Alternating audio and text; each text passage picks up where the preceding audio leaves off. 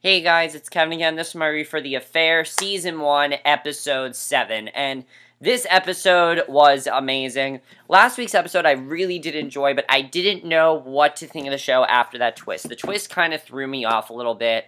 I didn't know how it was really going to work, but it ended up really working really well because it was barely mentioned this episode, which I was happy about because this episode was amazing and by far the best episode of the season. I loved it. I was really into this episode. There were some huge reveals in this episode. Huge reveals.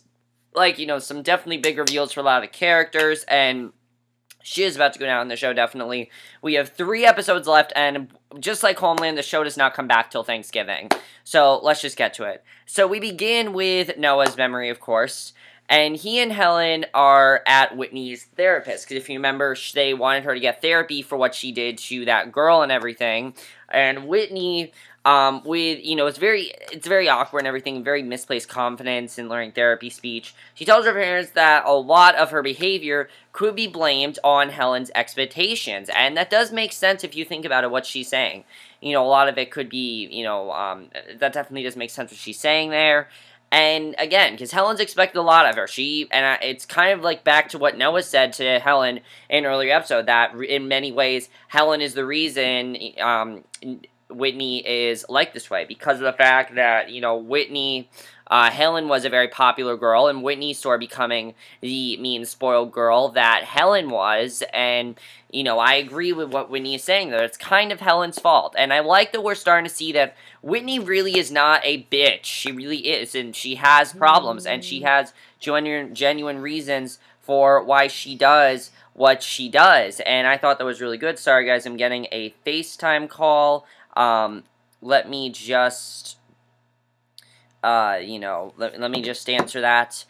Basically, oh, sorry guys, I'm getting another FaceTime call. I'll just ignore it.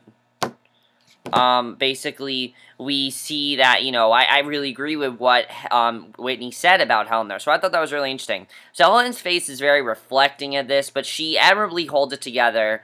And Whitney has picked up on the fact that her parents are unhappy. She can tell right away they're not happy, and they're having a lot of issues. But she's off when it comes to who is the dirty cheater. She thinks the complete opposite. She thinks that Helen and Max are having an affair. So I'm just like, seriously, Whitney, you're really that dense? I mean, it's kind of obvious. Now, I will admit that if I was someone like Whitney, and I had parents like Noah and Helen, I would probably think the same way. I mean, Helen and Max were very touchy-feely last week.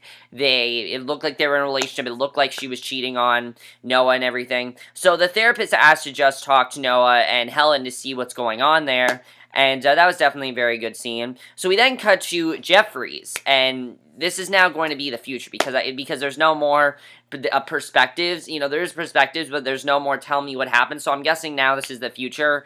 And we see that he's reading Noah's second novel, and that title is Descent. We now have a title for it, and the interesting thing is that the detective's wearing a wedding ring after telling Noah in an earlier episode he was divorced. So this confirms that, yes, he was lying to Noah, and that really he is, he is married. So I think that's interesting.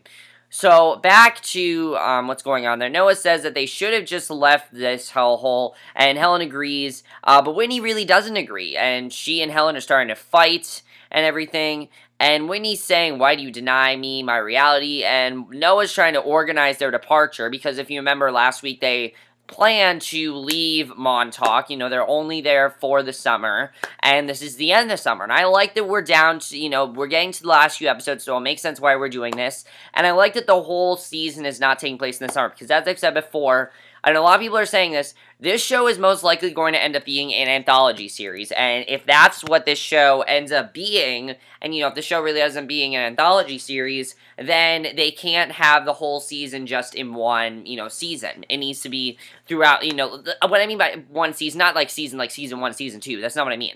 Season as in where they are, that we have to see them go summer, fall, how all that's going on. And plus, the reason the show is called The Affair, I know a lot of people have asked, why is the show called The Affair if they're only having an affair for 3 episodes? It's real that the impact of what that does to them, and the impact of what this affair has done. Even though it was only for 8 weeks, that's really what this show is all about. So this episode's really showing that a lot. So basically, Noah's trying to organize departure, but Martin wants to say goodbye to the ranch. Because if you remember, that whole incident with the horse last week happened, and he's apologizing for that disaster.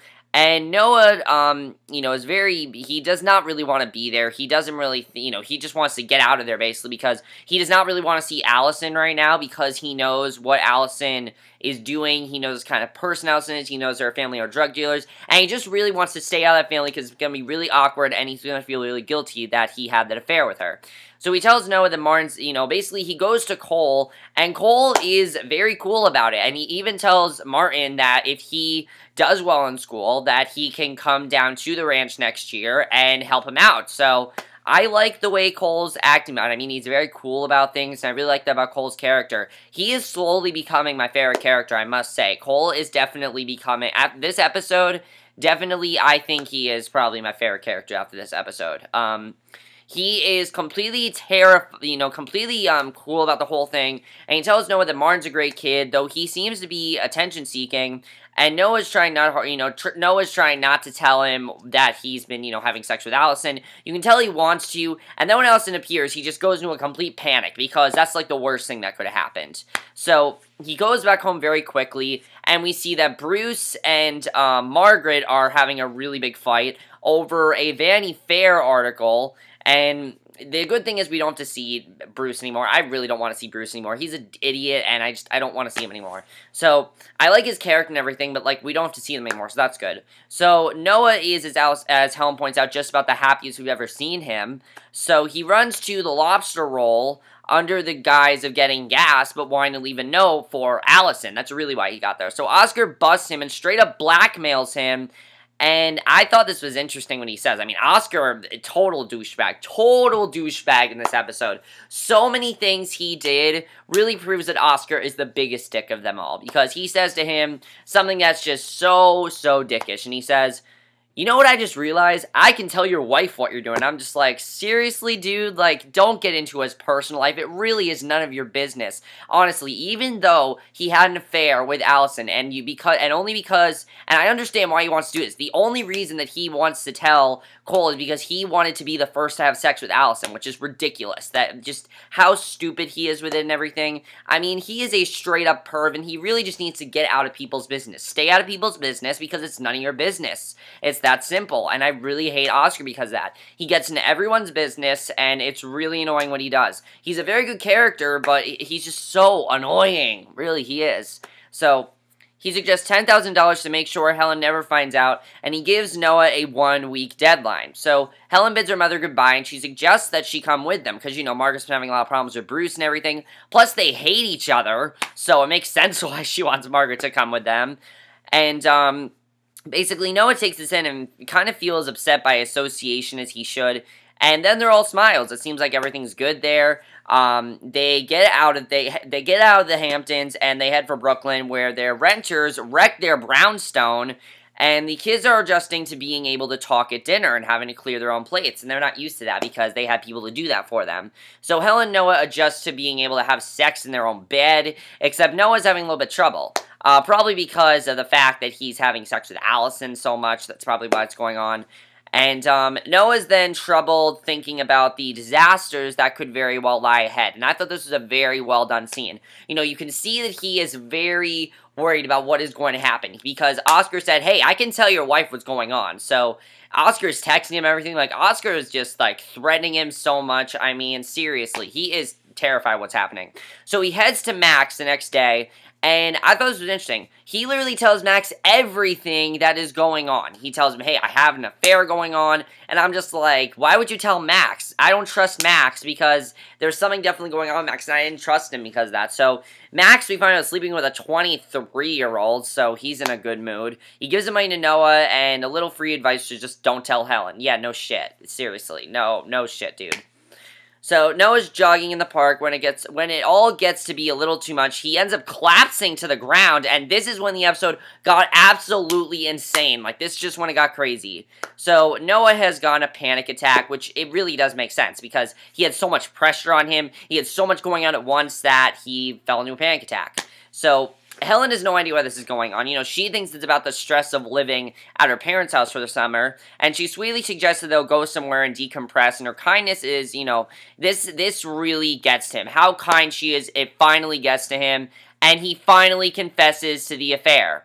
And you know, she has this look on her face. She can tell that this was happening, and it really shows that Helen knew what was going on. I thought this was just such an amazing scene. He's telling her it was stupid, it was nothing, it meant nothing, and she immediately asked who it was. You know, she says, who was it? And she knew it was Alison.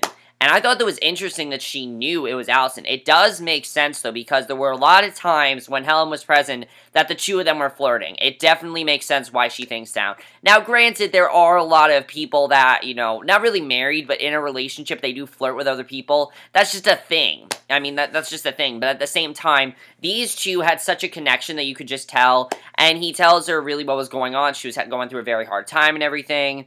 And she says disgusting, and she finally breaks it when she learns it went on all summer. You know, she is keeping her cool here, and I was like, wow, Helen's not really going to, I guess, freak out about it. And I thought she was going to, but she doesn't. She keeps her cool, but then once he tells her went on for 8 months, she's really upset. So they go back to their home. They go back home, and the family greets Noah upon his return from the hospital, and he lies and says it was because of dehydration.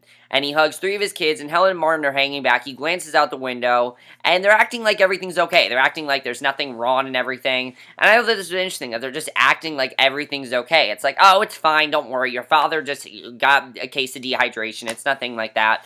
So Helen's having a very hard time, and this scene, Maura Tierney in this scene, I smell Emmys, okay? I smell Emmys. I could see her getting Emmy consideration because she was amazing in this scene. And she is just breaking at what happened, because think about it. Their marriage was crumbling, and she wanted their marriage to be good. And she knew that there was something going on, because he wasn't having sex with her. He was, you know, he was basically rejecting her offers, and she knows this, and just randomly last week he had sex with her, so clearly she knows something is up, and she's really upset at what's happened. They're yelling really loudly and everything, so you can believe that the kids know what's going on, which really makes sense what's going on with Whitney. In my opinion, you know, I think Whitney knew there was an affair going on, but now we can definitely see why Whitney is so affected by all this, because she knows that there's an affair going on. I really like that they portrayed Whitney that way, and not just portray Whitney as just like a teenage bitch. I like that definitely. I think that's that's definitely very well done. So Noah tries different view defense. He's like, I was in a bad place. She came after me. He was feeling weak after his book came out, but she's not having any of it. She's like, that's complete bullshit and everything. However, there is some truth in this fight that Noah feels for Helen and feels like Helen, and she looks at him like potential unfilled, and basically that was really sad. But basically, the end of Noah's plot. Helen sleeps, Noah's awake enough to get a taunting text from Oscar, and he calls him back and tells him that he told Helen so that Oscar can go, he's like, go fuck yourself and everything. He's really upset at what he did, and he ends up ripping up the check. So that was a very crazy scene, a very crazy way to end Noah's plot. Noah's plot was absolutely crazy in this episode. Once again, guys, that was my mom in the background. Absolutely crazy what was going on this episode, but I really love Noah's plot, but that's not the craziest thing about this episode. The craziest stuff happened in Alison's plot, which I really want to talk about, because Alison's plot is when the explosions came out. Like, the explosives came out. Like, think of like Noah's plot as like a small little bomb that doesn't do anything. Like, you want it to go off but it doesn't do much. Alison's plot were those big bombs that like explode everywhere, and that's how crazy her plot was. So let's get to it, because it was absolutely insane, which is understandable because of what happened last week. So we actually start off with Jefferies. He's looking around, and he goes by a near rowboat with grass growing out of it, and he takes a picture and notes a sign that points to the ends. So you can tell that he's very suspicious about what Noah said, and it's understandable why, because Noah hesitated when, you know, Noah seemed scared when he asked him what the end was. You know, you're like, I've never been there, don't worry about it, I don't want to be involved with it. So, clearly, Jefferies is onto him. You can tell he's on him, and this is going to get definitely very crazy. And I like that the episode doesn't show too much of Jefferies. It shows 3 scenes of Jefferies overall, but it shows that it's going to get very intense, and I definitely like that. And just, the intensity is getting, you know, there's so much intensity throughout this whole episode, and I love that. So, Alison is mending some fences, and, basically, she wonders, she's wondering about the painting. She's just painting over the problem. And Cole says, no way, he's just talking about the fence. And then we're back at the barn, and we're seeing the same conversation between Noah and Cole. However, of course, just like always, her reaction to it is very different. In fact, Noah in this doesn't seem like a very loving parent. He says he's not, he doesn't give very loving parent advice. He says, get back to me when you have a teenage son. So Noah is kind of like a douchebag in her point of view. I mean, really, he is. And it begs the question. I still think that Noah is lying to himself. And I read this theory somewhere, and I have to agree with it. Noah thinks that he's a good parent. Noah thinks that he's a good husband. Noah thinks that he's all these things, but he's really not. Think about it. When we think of ourselves, we don't point out our insecurities. We don't really think about them. What we think about is we think of ourselves as good people. We don't think of ourselves as bad people. So what Noah's portraying himself as is overall just a good person. That's how he's portraying himself. So basically, Noah comes off way, basically, he comes off way worse, and then Cole introduces Alison to Noah. Awkward, this is completely awkward. I mean, this is so awkward what's going on between them. And once again, just like with Max, they pretend they don't know each other. They pretend he pretends he saw her once at the lobster roll, and that's it. So, speaking of the old lobster roll, because the season's winding down, Jane is heading back to Brooklyn. And I really like that we got a lot more with Jane this episode, because something we haven't really seen is the friendship between Jane and Alison, which I really like the friendship between them. I think that Jane works very well. She humanizes Alison a little bit. It's a good friendship there, and I like the friendship between them, definitely. So Jane urges Alison to come visit her, and then there comes Oscar. Once again, he's just a douchebag. He's talking about her last check. He tells her to get the hell out, so Alison takes a couple pies instead, puts them in her bike basket, and she brings them over to Cherry and offers to help with dinner. And Alison sticks her head in the dining room where the Lockhart boys are confabbing regarding what to do with the rest of the stash and how to make peace with Oscar, because of course they need to hide all of the drugs, because of course they know that Oscar's coming after them. They know that Oscar called the police, and they almost got in trouble last week, so they need to try to figure out what to do here. And Scottie thinks that they should just beat the shit out of him, basically. So you can definitely tell that Scottie's on the verge of dying. You can already tell that. So basically, Alison goes back to the kitchen where Cherry is acting very strange. She goes on this whole story, and I thought she was just trying to be, sweet to Alison. She goes on the story about how when she was able to know when Cole's stroller rolled in the traffic after grocery shopping, and I'm just like, what are you trying to get at here? And then she says something that completely this made me like, oh no, this is not going to end well. Because she says, it still happens with my boys. I know when something's about to hurt one of them. And then she asks Alison the two words that she does not want to hear. Who's Noah? And when she said that, I'm like, oh no, Alison's going to have to tell her the truth. And I was completely worried about what was going to happen. And this was an extremely intense scene, but it was very realistic. It wasn't too intense in the sense of it was too TV-ish. It was very realistic. And then you hear, Alison doesn't say anything. She pulls out the note that we know Noah left Alison in Alison's bike basket, and it was stuck to the bottom of the pie box. And she tells her, just give me the note, just give me the note. She's going crazy. She has no idea what to do. But curiosity gets the better of her. She wants to see it. Cherry denies her and immediately basically says, how dare you? And, she's going completely mama bear on her. And Alison can't even read it. And the best part is the note is probably the dullest thing ever. I mean, it's not even that interesting of a note. But we don't even know what the note is. So Cherry demands she end it, and Alison tells her it's done. She tells her end the affair now, but she knows it's done. She also begs her to never tell Cole because it's going to break him. And she says, you've already been selfish enough already. And that was crazy. I mean, Cherry seemed like a nice woman. She seemed like a nice mother. But no, when she wants to protect her boys, she will protect them. She is the type of mother that will go into full mama bear mode to protect her sons. And I loved seeing that with her character. She is on to Alison, and I love it. I love what's going on with her. So, at dinner, we hear Mary-Kate asking Scottie about his new girl. And I'm wondering, are they talking about Whitney? That's what I'm wondering. Because I still feel that Noah killed Scottie. I mean, I could just tell. Think about it. Jefferies is on to him. He's portraying himself as this great guy when he's really a douchebag.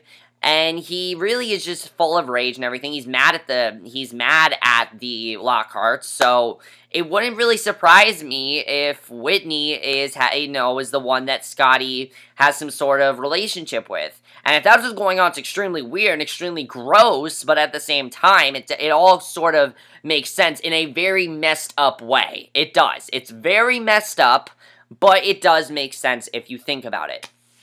So Alison looks like she wants basically the earth to swallow her up whole. She and the boys drive over to Oscar's house with the plan being that they'll make peace. That's the whole plan, is that they're going to make peace. And it seems like all he's going to do is basically tell Scottie he can't take it anymore and hauls off and punches Oscar, hand in the gut. Oscar loses it, completely blows off Alison's spot. She only knows that he called the cops because she was asleep, and she's like, tell me who you were having sex with. And I'm just like, seriously, Oscar, mind your own business. Like, seriously. Like, he is using that basically as leverage for them to use that against them. And I think that's absolutely crazy what he's doing. So Cole wants to know if he knows the guy. And this reaction makes me think that maybe this isn't the first, this reaction is very interesting. He's acting like this maybe isn't the first time that this happened. So I'm wondering if maybe this happened before or something like that. And she heads to New York with a small smile on her face. She goes to Jane's apartment, probably because she just couldn't take it anymore. She did not want to do that. So she feels her on everything while they smoke some pot. And Alison's completely stoned. It's actually a very funny scene. Like, they're completely high and everything. And basically, she talks about, like, these huge Oreos they used to eat. It was actually a very funny scene. I really like that scene, definitely, because it got us away from the drama, and I definitely really like that between Alison and Jane. Very cute friendship, and I really love it. So, basically, then, Alison goes to Helen's store, Soloway Green. Basically, it doesn't seem like anything's that bad between them, and I think this was before Helen knew what happened, that Noah was cheating on her. I think that this was before. I think this was before she found out. So, it's just like, you don't know what's going to happen between them because you don't know if Helen knows or not, and this is absolutely crazy what's going on here. So, this is clearly before Noah tells her the truth. You can tell already, but basically, it's an absolutely crazy scene. Helen simply thanks Alison for helping her with keeping Stacy from choking. I'm glad that she reminded us of that, because Alison was the one that helped her with that. So Alison's still totally high, freaked out, so she goes away, because she's high, obviously. She doesn't want to do something bad. So she wanders the streets looking very pensive. She manages to find herself outside the Soloway brownstone, all lit up in the window, and we see the scene where they made it seem like everything's okay. We see Stacy, Whitney, Martin, and Trevor there, and also Noah and Helen, after Noah collapsed and Helen found out his secret, them making it seem like it was all okay. That's the scene that Alison was observing. So I thought that was interesting the way they did that. So she gets back to Jane's, and Cole's waiting there. Jane's not there. Jane's left because she does not want to deal with this. Like, she's just like, I don't want to deal with any drama, goodbye. So, I think that's great with Jane, how funny of a character she is, and I definitely really like that. So, he tells Alison straight out that the coke is gone. They got rid of it, the stash has been stolen, and he thinks that Alison's lover may have taken it and wants to know who it is. He says, right out, who is it? And she finally tells him, Noah Soloway. And at first, he's like, who? And then he's like, wait a second. And I love the way the scene is done, because it's not just like he immediately responds to it. He takes some time to process it. And it's very realistic in the sense that if you were to find out that your wife, and you basically lost a lot of things, you've lost a lot of things like that, you want to know what's going on and everything, and you find out that your wife of many years has been having an affair with someone, and you realize that's someone you think about it for a little while. So I like the way they do this scene. And he's just like, wait a second, you mean Martin's dad? And they walk around the city, and Cole just does not know how to process this news. Like, you can just tell that he doesn't want to blow up at Alison. He wants to stay calm about this. He does not want to yell at her. But you can tell that there's definitely something very crazy going on here. So Cole says this place is like hell.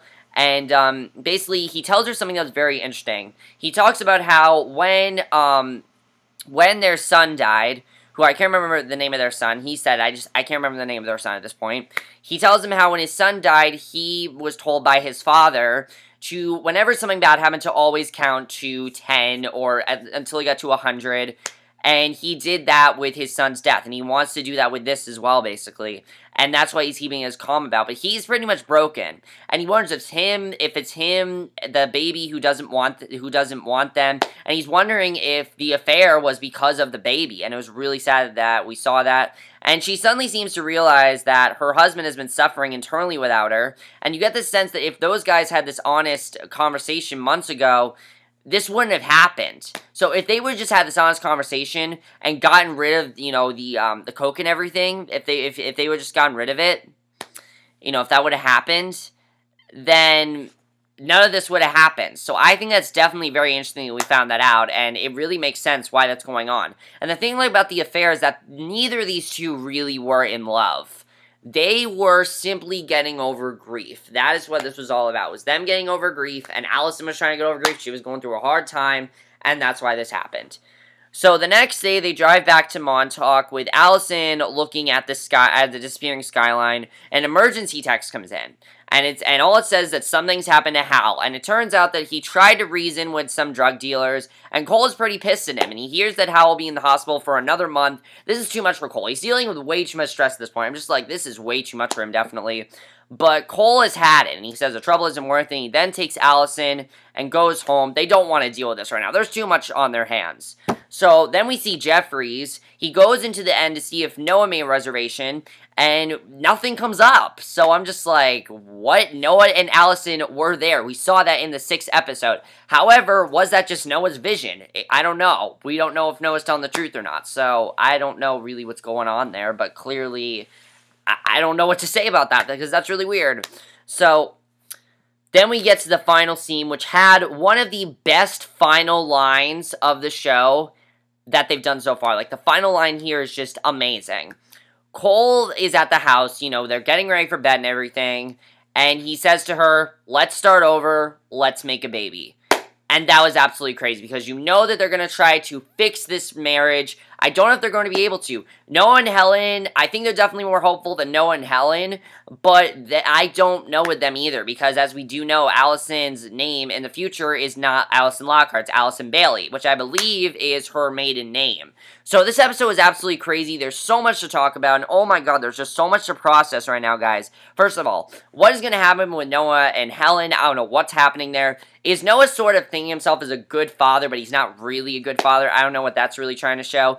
Is Whitney and Martin, do they now know about what actually that Noah was having an affair with Alison? Do they know about that? Are Alison and Cole going to be successful this time? Do you think they're going to be successful trying to have another child? I don't know if this is going to work, but we'll have to see what happens there. Scottie is definitely on the verge of dying. Like, you can just tell that he is going to die. Like, you can just tell. The way they're writing his character, every single second we see him, it's like we're getting closer and closer to his death. I mean, there was a point in this episode where I actually thought we were going to see his death. Like, when she got that text and she said they're in the hospital, I thought for a second she said Scottie. That's how bad I thought this was. So, I thought that was definitely very interesting. What did you think of the reveals? How is Helen going to take this? Obviously, she's very upset, but do you think she's going to get over this? I don't think. Cole's definitely getting over it. Cole's trying to, but I don't know if Helen's going to be able to. We'll have to see what happens there. Also, what is going on with Jefferies? How did Noah not come, how did nothing come up? Because did Noah, cover himself up or something? Did he not want anyone to know? Did he, I don't know what's going on there. We'll have to see. That's definitely going to be very interesting to see what happens there. Is Oscar going to call the police? What's going to happen with Oscar? Is he going to tell everyone what's going on? I mean, everyone pretty much knows now, so there's no telling anyone because everyone pretty much knows, and it's just going to get crazier from here, and I can't wait to see what happens next. But that's my review. Hope you guys enjoyed it. Let me know what you guys saw this episode. This was by far the best episode of the season. Every single episode of the show has gotten better and better, except for last week's. Last week's was good, but not as good as this one. And I don't want to have to wait a week, but once again, guys, we have to wait till after Thanksgiving, so no more fair to them. But the good thing is there's only Walking Dead on next week and the Newsroom, but I'm watching that as a season. I'll review that to you guys when the series is over. But I will see you guys in my next video, which will be my review for tonight's episode of The Originals, which I can't wait for because Rebecca is back. So I'll see you guys for that. Okay, bye.